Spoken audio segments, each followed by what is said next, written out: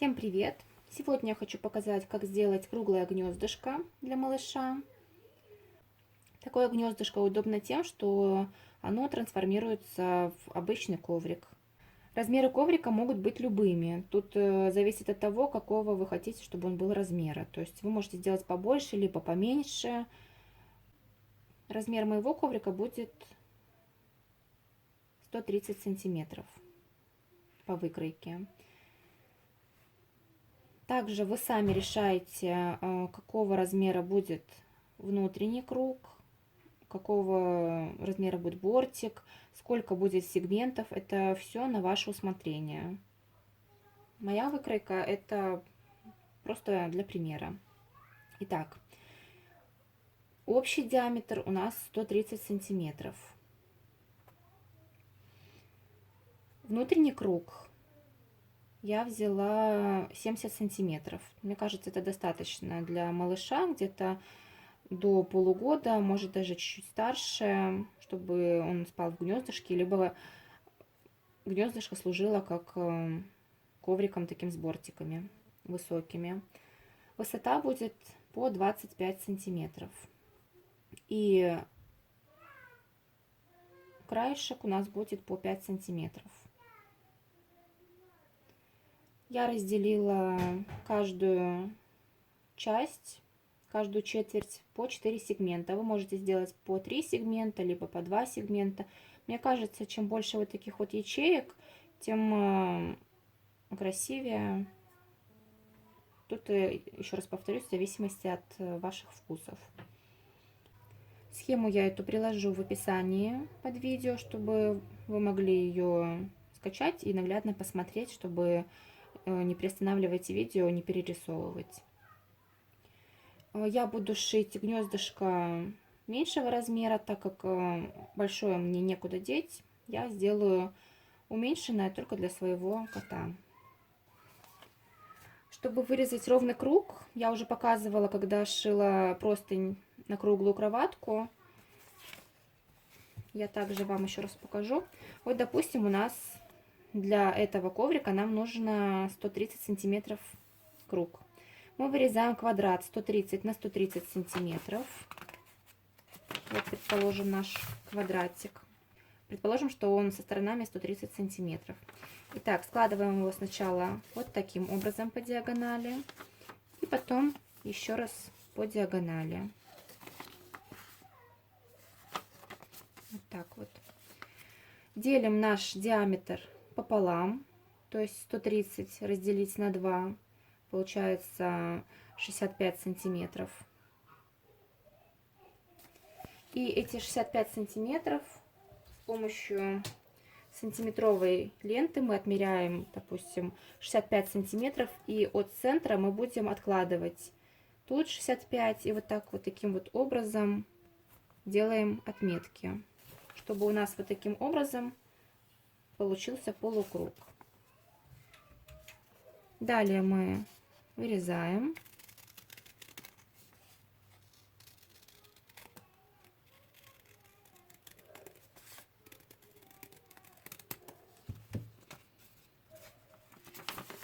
И у нас получается ровный круг. Это я показала, чтобы было понятнее. Внутренний круг мы также будем рисовать таким же образом. От центра нашего мы будем отмерять нужное расстояние. В данном случае у меня здесь 70 сантиметров, то есть делим на 2, 35 сантиметров. И будем вот таким образом 35 по всему кругу мы отмерять, чтобы нарисовать ровный круг. Здесь также вы можете нарисовать круг. Я его рисовать не буду. Я потом покажу, как я скотчем отмечу на машинке. И буду ориентироваться по отметке на машине, потому что 5 сантиметров это немного. Итак, для пошива гнездышка вы можете взять любую ткань, можно хлопок разных расцветок, можно, например, с одной стороны сделать плюш, с другой хлопок, либо с двух сторон плюш. Тут как вы хотите, на ваше усмотрение. Вырезаем необходимый квадрат. То есть, как я уже сказала, 130 на 130. И делаем вот таким образом, как я показала. Делаем круг. Вот у меня получилось 2 детали круга. Первую вырезала, как я показывала на примере листочка, а вторую часть просто наложила наверх, вырезала квадратик нужного размера, наложила наверх и вырезала вот таким образом, чтобы заново не рисовать точно так же. И вот 2 ровных кружочка у нас получилось. Одну часть мы откладываем, и на второй части нам нужно сделать вот такую разметку. Вы можете нарисовать либо мылом, либо смываемым маркером, типа такого. В общем, чем угодно. Либо карандашом. В принципе, он потом после стирки стирается. Ну, чтобы не было сильно видно. Я буду чертить. У меня вот это будет нижняя часть. Вот у нас здесь остался центр от того, после того, как мы сгибали. И от этого центра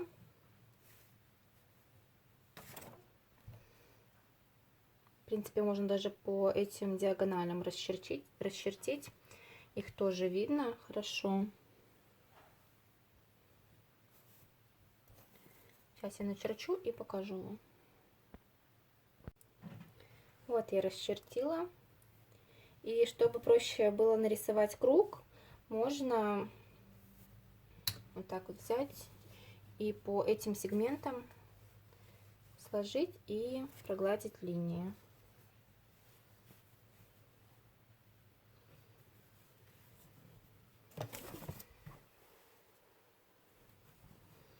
Вот совмещаем эти тут линии.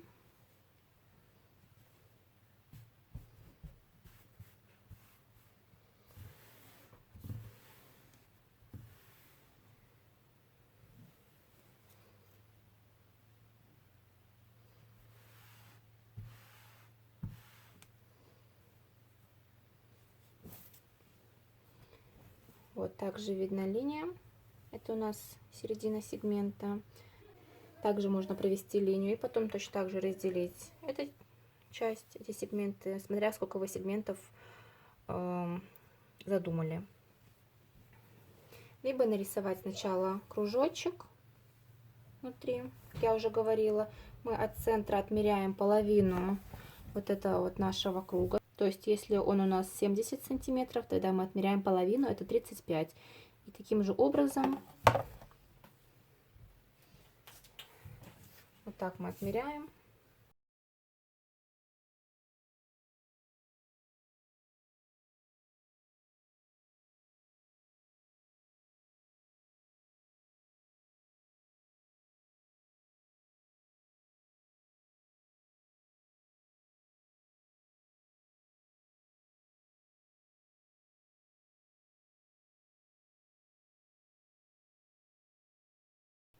Камеру, в принципе, плохо видно. Вот он у нас точно так же по остальным частям круга. И потом уже, в принципе, можно от этой линии уже расчерчивать сегменты. Вот у нас видно эта линия, то, что мы так ее загладили.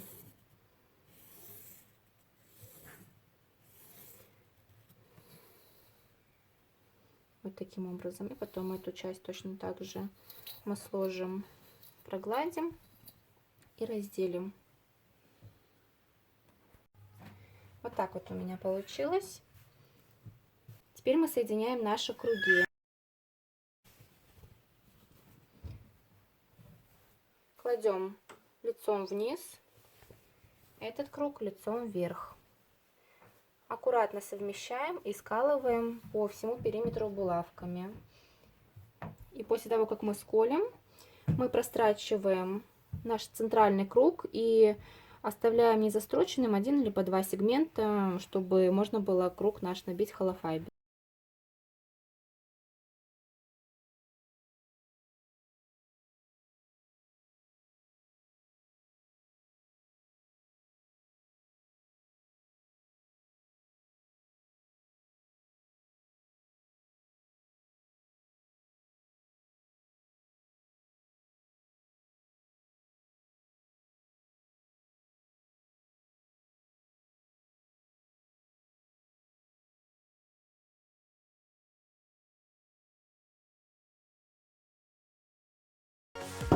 После того, как мы прострочили наш круг, можно его набить, но я набью его попозже. Я сначала прострочу вот эти вот наши сегменты, чтобы было проще.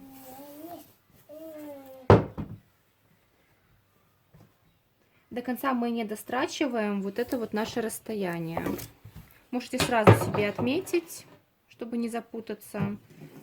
Вот эти вот 5 сантиметров мы не дострачиваем.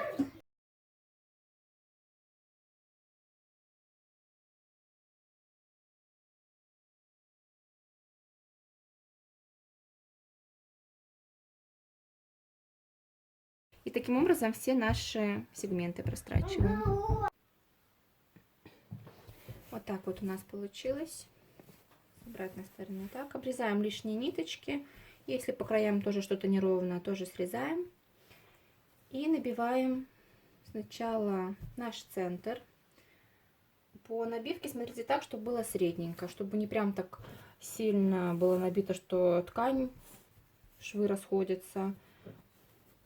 И не так, чтобы было сильно рыхло. Буду использовать холофайбер в виде шариков. Такой вот он белый. Расход наполнителя будет зависеть от его качества. Вы часто спрашиваете в комментариях, сколько там на конкретный там, на бортик или на гнездышко уходит наполнителя. Тут зависит, вот как еще раз говорю, от самого наполнителя. Вот такой наполнитель, он высшего качества, то есть этого может быть не написано. Просто я, как знаю эту фирму, знаю, что он вот такой качественный. Он более белый, пушистый вот такой, шарики более мелкие. Это белорусская компания Faber-Tech. Называется он волокно чесаное. Вот такой вот он. Есть другие наполнители, например, тот же я использовала белорусский Камиса. Он тоже хорошего качества, но он более такой жесткий, и его уходит больше. И также как-то мне попался наполнитель, я не знала названия. Он был вообще серый, очень жесткий, и с ним было не очень хорошо работать. Поэтому я всегда беру вот такой вот. Если у вас есть возможность близко посмотреть, то посмотрите. Всегда такой он белоснежный наполнитель, который высокого качества.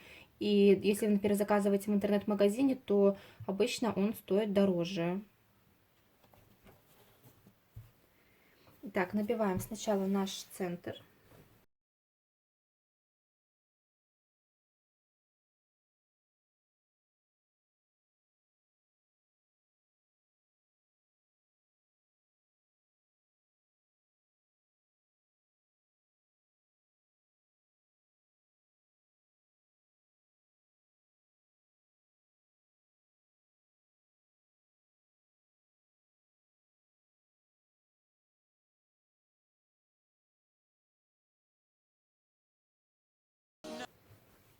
Вот примерно так у меня получилось. И теперь вот это вот отверстие мы застрачиваем.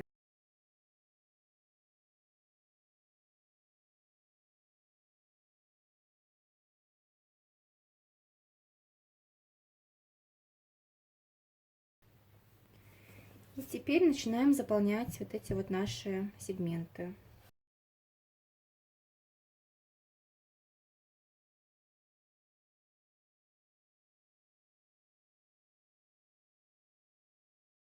И сразу вот так туда проталкиваем и закалываем булавками, чтобы нам было проще застрочить.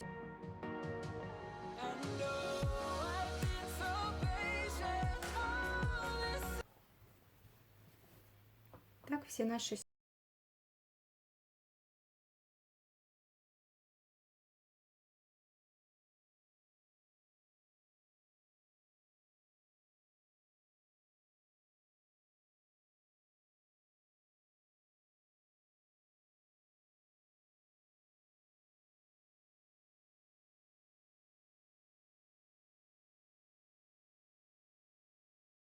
такая у нас получается ромашечка. И теперь нужно аккуратно дострочить наши сегменты. Можете, как вам удобнее либо застрачивать, получается, от сегмента до сегмента, например, от этой линии до этой. Я покажу, как я делаю всегда. Вот, допустим, у нас машинка. Отмеряем от иглы нашей расстояние, которое нам нужно в бок. У меня разметка идет до 2 сантиметров.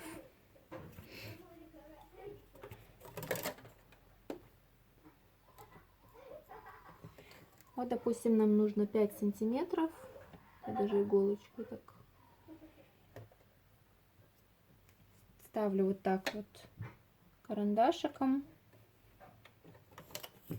И далее беру тонкий скотч и вот так вот ровненько приклеиваю.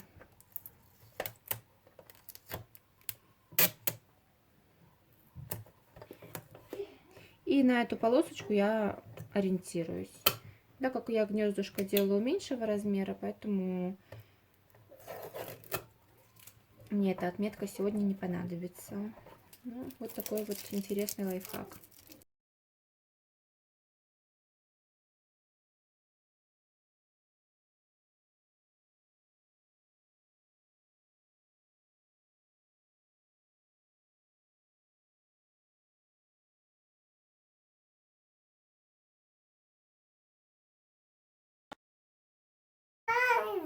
Вот так вот у нас получилось. И теперь эти края вы можете обработать либо косой бейкой. Я буду подгибать вовнутрь. Сначала один край сюда вовнутрь и второй вот так вовнутрь по всему периметру. Только оставляем где-то буквально пару сантиметров, чтобы можно было продеть шнурок. Можете предварительно заколоть булавками. Я буду сразу строчить на швейной машинке.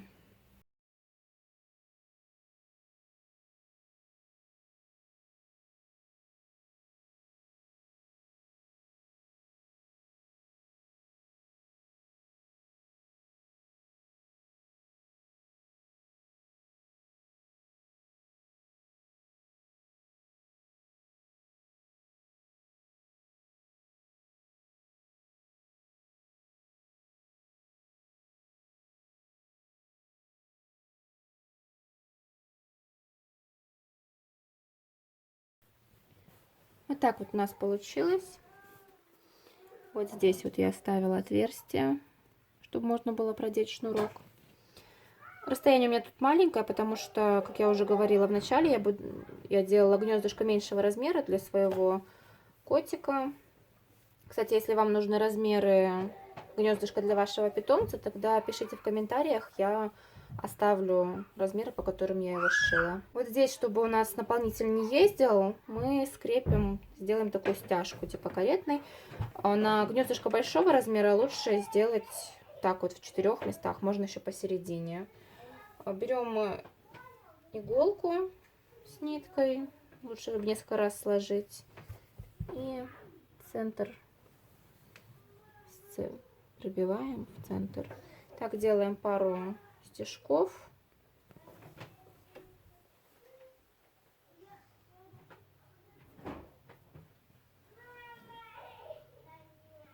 Можно где-то раза 4 туда-обратно.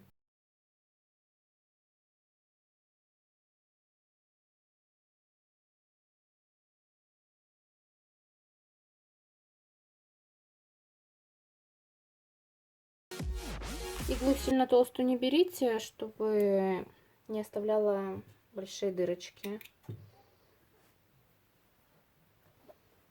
И завязываю.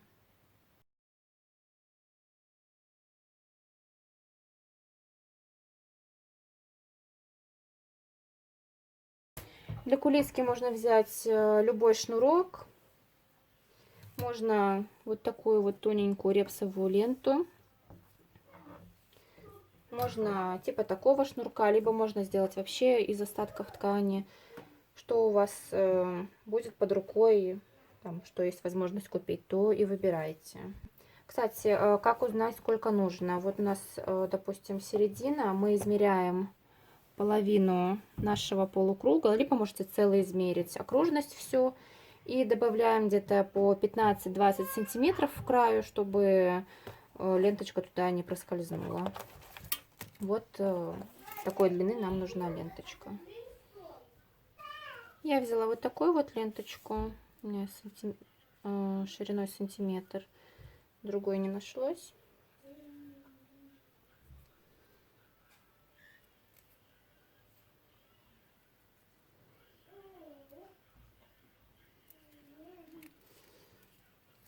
Продеваем так по всему периметру.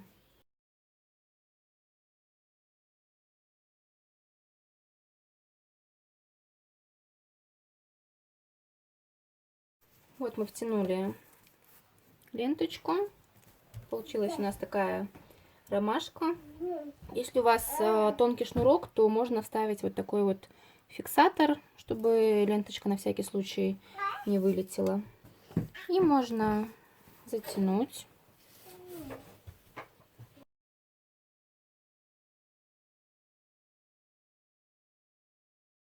Насколько туго затягивать, регулируйте сами. Еще не сказала, что также гнездышко можно украсить кружевом. На этапе, когда мы сшивали вот эти вот наш край, можно было сюда вставить кружево. И также будет очень красиво смотреться.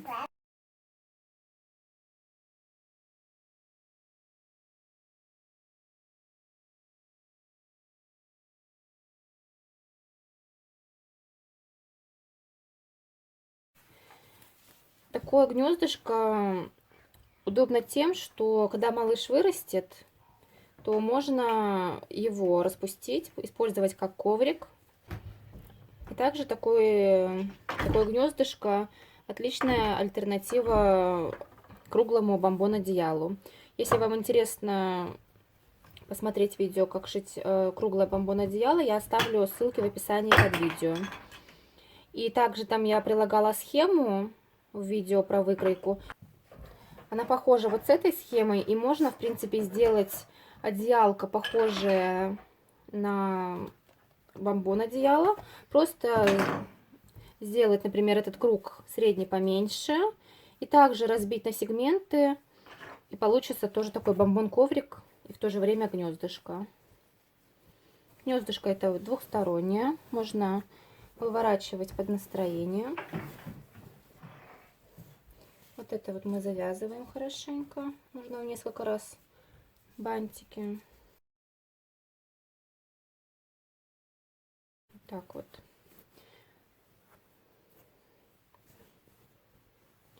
Получается очень мягкое и уютное гнездышко. Как для малыша, так и в принципе вот когда такого размера для домашнего животного, для домашнего питомца отлично подойдет. Если вам понравилось видео, ставьте лайк, подписывайтесь на канал, если не подписались, и жмите на колокольчик, чтобы не пропустить следующее видео. До встречи!